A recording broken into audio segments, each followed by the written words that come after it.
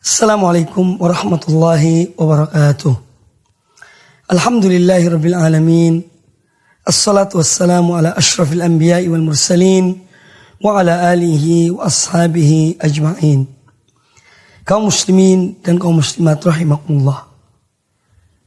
Ketika seorang hamba telah diberi hidayah oleh Allah Azza wa Jalla berupa iman kepada Allah Subhanahu wa ta'ala, maka ini adalah sebuah nikmat yang terbesar yang Allah berikan kepadanya.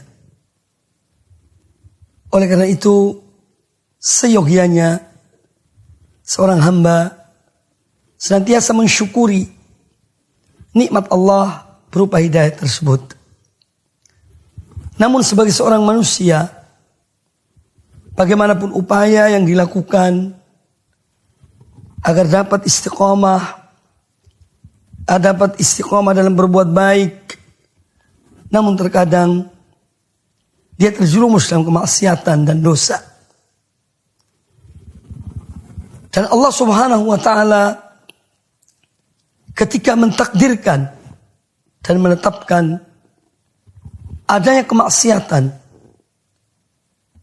adalah memiliki hikmah, dan di antara hikmah yang besar untuk Allah Subhanahu wa ta'ala menampakkan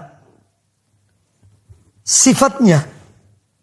Karena di antara sifat-sifat Allah Azza wa Jalla, Allah adalah zat yang maha pengampun, zat yang maha pemaaf, zat yang senang tatkala hamba-hambanya kembali dan bertobat kepadanya. Terjerumusnya seorang dalam dosa dan kesalahan merupakan sesuatu yang telah diberitahukan oleh Nabi Sallallahu Alaihi Wasallam. Dalam hadis beliau, riwayat Imam Ibnu Majah, kata beliau alaihi salatu wassalam, kullu bani Adam khatta'un, wa khairul khatta'in at-tawwabun. Setiap anak Adam pasti berbuat kesalahan, berbuat dosa, dan sebaik-baik orang yang berbuat dosa adalah orang-orang yang bertobat, yang banyak bertobat dan kembali kepada Allah Subhanahu wa ta'ala. Demikian pula Allah Azza wa Jalla dalam Al-Quranul Karim telah menyebutkan, mengatakan pada hamba-hambanya yang berbuat dosa agar tidak putus asa dari rahmat Allah. Allah Ta'ala berfirman, qul ya ibadiyalladzina asrafu ala anfusihim la taqnatu min rahmatillah innallaha yaghfirudz dzunuba jami'an innahu huwal ghafurur rahim. Katakanlah wahai Muhammad, wahai hamba-hambaku yang mereka berbuat melampaui batas terhadap diri mereka. Qul ya ibadiyalladzina asrafu ala anfusihim, yang mereka melakukan perbuatan dosa melampaui batas terhadap diri mereka. La taqnatu min rahmatillah, janganlah kalian berputus asa dari rahmat Allah. Innallaha yaghfirudz dzunuba jami'an innahu huwal ghafurur rahim. Sesungguhnya Allah, Dia mengampuni semua dosa. Ya. Dan Dialah yang Maha Pengampun lagi Maha Penyayang. Nah, ayat ini sebagaimana disebutkan oleh para ulama, ayat ini adalah mengandung perintah untuk bertaubat pada Allah Subhanahu wa ta'ala. Karena ada di antara dosa-dosa yang apabila seorang tidak bertaubat darinya, maka dia tidak diampuni oleh Allah Subhanahu wa ta'ala. Kalau dia meninggal dalam keadaan dan tetap melakukan dosa tersebut, belum bertobat dari dosa itu, maka dia tidak akan diampuni oleh Allah Azza wa Jalla. Contohnya adalah kesyirikan. Seorang yang berbuat dosa berupa kesyirikan, dia harus kembali dan bertobat pada Allah Azza wa Jalla. Nah, yang terpenting dari apa yang kita simak tadi, ketika kita mengetahui bahwasanya manusia terjerumus dalam dosa, dan sebaik-baik orang yang berbuat dosa adalah yang kembali kepada Allah Subhanahu wa ta'ala, yang banyak bertobat pada Allah Subhanahu wa ta'ala, maka kewajiban seorang hamba yang mana dia tidak luput dari dosa dan kemaksiatan adalah dengan dia kembali kepada Allah Subhanahu wa ta'ala. Dia melakukan kebaikan. Dia mengadakan perbuatan yang baik sesudah dia berbuat keburukan. Sebagaimana disabdakan oleh Nabi sallallahu alaihi wasallam, "Wa atbi'is sayyi'atal hasanata tamhuha." Dan ikutilah suatu perbuatan buruk dan engkau melakukan perbuatan yang baik. Para ulama menyebutkan melakukan perbuatan yang baik setelah melakukan perbuatan yang buruk, yang pertama adalah dengan bertaubat pada Allah Azza wa Jalla. Seorang mengakui akan dosanya dan kesalahannya. Yang kedua adalah dengan memperbanyak amal-amal kebaikan setelah seorang melakukan perbuatan dosa dan kesalahan.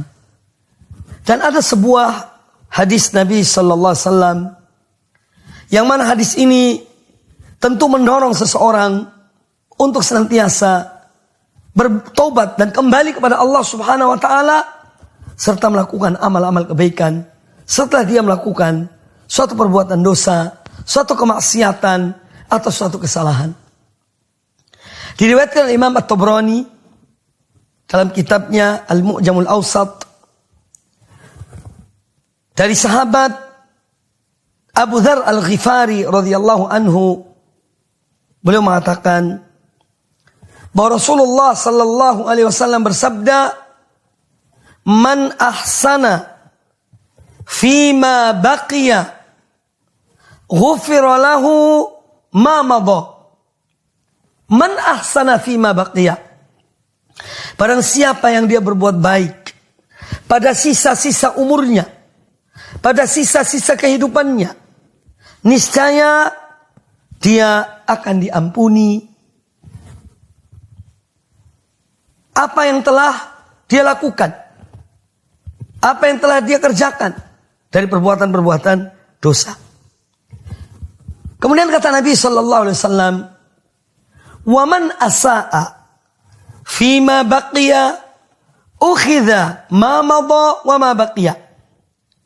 Wa man asaa, dan barang siapa yang dia tetap berbuat jelek ya pada sisa-sisa umurnya, maka dia akan diberi sanksi dari dosanya yang terdahulu maupun yang kemudian.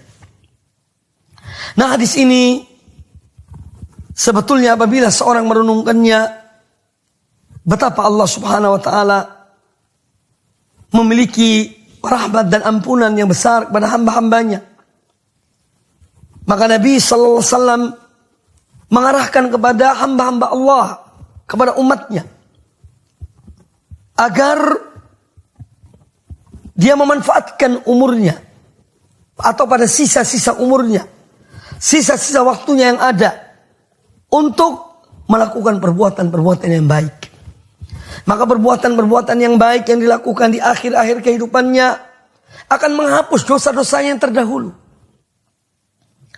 Dia akan diampuni oleh Allah Subhanahu wa taala dari dosa-dosanya yang terdahulu.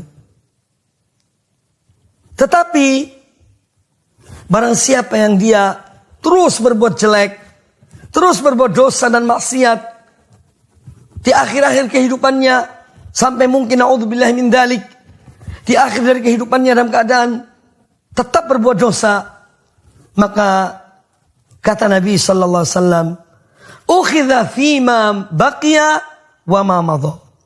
Maka ukhidha bima madha wa ma baqiya. Maka dia akan diberi sanksi oleh Allah terhadap dosa-dosa yang terdahulu dan yang dia lakukan di akhir kehidupannya.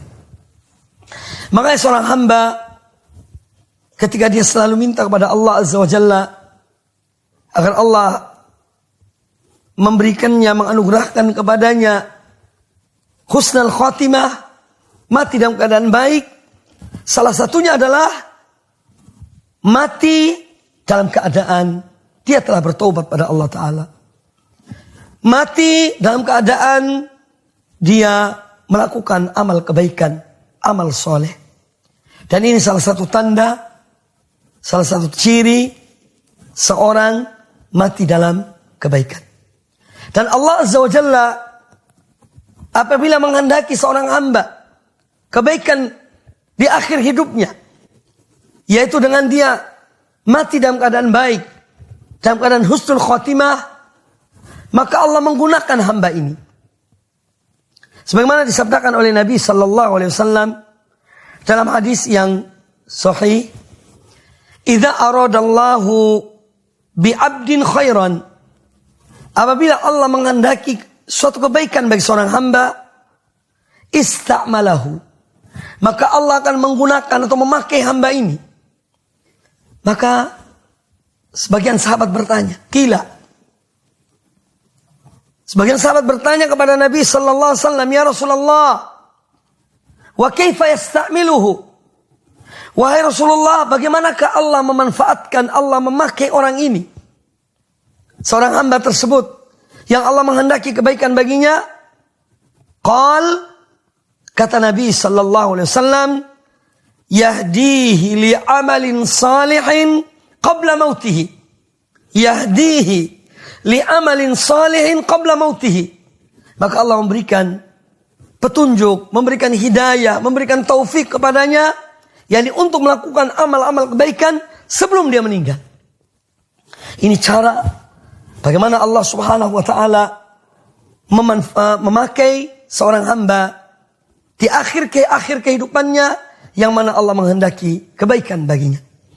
Maka itu kaum muslimin dan kaum muslimat rahimani wa rahimakumullah, tidak ada gading yang tidak retak, tidak ada manusia yang luput dari dosa dan maksiat, kecuali orang-orang yang memang dipelihara dan dijaga oleh Allah Azza wa Jalla. Tetapi yang terbaik adalah bagaimana seorang menyadari dan menyesali perbuatan dosa yang pernah dia lakukan. Kemudian penyesalan itu menggiring dia, membawa dia kepada taubat, kepada amal kebaikan sampai akhir dari kehidupannya. Seorang yang pernah melakukan kesyirikan, tinggalkanlah kesyirikan itu. Hijrahlah dari kesyirikan kepada tauhid. Seorang yang mungkin melakukan perbuatan-perbuatan yang tidak dicontohkan oleh Nabi sallallahu alaihi wasallam, maka tinggalkanlah perbuatan itu. Hijrahlah dari perbuatan tersebut kepada sunnah Nabi sallallahu alaihi wasallam. Seorang yang pernah terjerumus dalam perbuatan-perbuatan dosa dan maksiat, hendaklah dia berhijrah dari perbuatan dosa tersebut kepada perbuatan ketaatan, sebagaimana yang disabdakan oleh Nabi sallallahu alaihi wasallam dalam hadis sahih riwayat Imam Muslim, "Wal muhajiru man hajara ma nahallahu an." Dan seorang yang berhijrah adalah orang yang meninggalkan apa yang dilarang, apa yang dilarang oleh Allah Subhanahu wa taala. Dia meninggalkan apa yang dilarang oleh Allah, dan dia tentu kembali kepada Allah dan melakukan ketaatan-ketaatan pada Allah Ta'ala. Semoga Allah Azza wa Jalla senantiasa memberikan pada kita taufik, memberikan kekuatan untuk kita selalu kembali kepada Allah, menyesali perbuatan dosa yang kita lakukan, menyesali waktu dan umur kita yang berjalan, yang berlalu, ya. Dan di saat-saat itu mungkin kita melakukan dosa atau menyia-nyiakan kesempatan yang ada. Semoga semua itu diampuni oleh Allah Subhanahu wa taala, dan kita mengisi kehidupan kita adalah dengan beribadah kepada Allah Subhanahu wa taala sampai akhir dari kehidupan kita. Semoga apa yang disampaikan bermanfaat bagi kita semuanya. Aqulu qouli hadza wallahu taala a'lam. Wassalamualaikum warahmatullahi wabarakatuh.